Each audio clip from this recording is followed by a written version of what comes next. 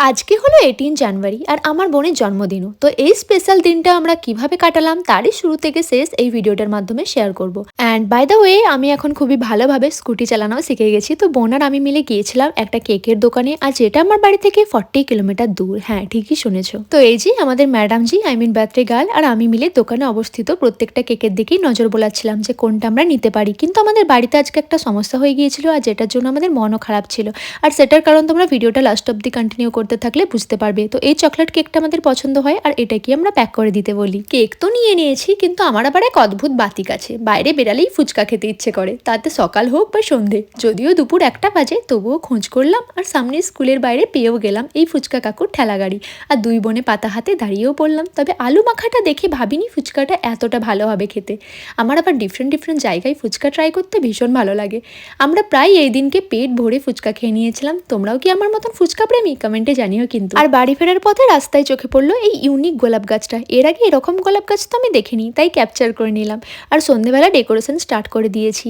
আর মাঝের টাইমটাই কোনো রকমের ক্লিপস এভাবে নিতে পারিনি, অনেকটাই টায়ার্ড হয়ে পড়েছিলাম। আর বোন এদিকে রেডি হচ্ছে। অন্য টাইমে আমি ওকে মেকআপ করে দিই, বাট আজকে করে দিইনি ইচ্ছা করে, কারণ ও নিজে শিখুক, আমি এটাই চেয়েছি, ওই জন্য নিজেই পড়েছে। আর এই আউটফিটটা ওকে পরে পুরো পরীর মতো লাগছিল। আউটফিট শর্ট দিতে বলছে, ও লজ্জা পেয়ে যাচ্ছে। বোন তো এদিকে একেবারে রেডি, তবে আমি আনার পরেই কেকটা ফ্রিজে রেখে দিয়েছিলাম, ওই জন্য ফ্রিজ থেকেই কেকটা বের করতে গেলাম। ওকে, এবার বলি আমাদের সকলের মনটা কেন খারাপ রয়েছে।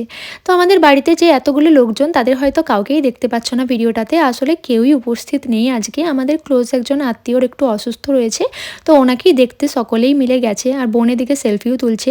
মানে সিমরান থাকে বেসিক্যালি, ও থাকলে তো প্রচুর খুনসুটি করে, লাফাঝাফা করে, ওকেও দেখতে পাচ্ছে না, তো আমরাও ভীষণ মিস করছি। আর বোনির মা, আব্বা মানে কাকা কাকি আমাদের কেউই উপস্থিত নেই। আর বোনি এখানে একটা ইনস্টাগ্রাম রিলসের জন্য শর্ট বানাচ্ছে। অ্যাকচুয়ালি ও সেলিব্রেট করতেও চাইছিল না, আর আমাদের কোনো প্ল্যানও ছিল না সকাল থেকে। তারপর অনেকটা বেলা পরে আমি ভাবলাম যে না, কেন এই স্পেশাল দিনটা মিস হতে দিই। তো ওই জন্যই আমরা ছোট্ট করে একদম 2-3 জন মিলেই সেলিব্রেট করছি, যা কোনো রকমে একটা কেক নিয়ে এসে। তো এই হলো হোল স্টোরিটা। এই যে আমার মা উপস্থিত আছে, তাই বুনি মাকেই কেক খাইয়ে দিচ্ছে। তো মা, আমি, বুনি এই 3জন মিলেই ছিলাম, বাকি বাড়িতে আজকে কেউই নেই। বোনেরও অনেকটাই মন খারাপ ছিল, ওর বার্থডের দিনকে ওর মা আব্বা ছিল না উপস্থিত। বাট আমি অনেকটাই বলছিলাম যে স্পেশাল দিনটাকে এভাবে মিস যেন না হতে দেওয়া যায়, তো ওই জন্যই। আর উপর থেকে আমরা কেকটার চকলেটগুলোকে তুলে তুলে খাচ্ছি। আর এত বড় কেকটা আজকে খাওয়ারও বাড়িতে লোক নেই, নয়তো সিমরান কেক খাওয়ার জন্য প্রচুর এক্সাইটেড থাকে।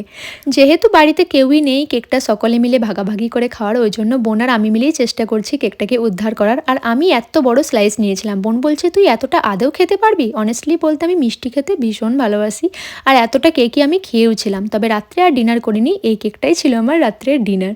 তো দ্যাটস ইট ফর টুডে। ভিডিওটা কীরকম লাগলো অবশ্যই জানিও। চ্যানেলে নতুন হয়ে থাকলে সাবস্ক্রাইব করতে ভুলো না।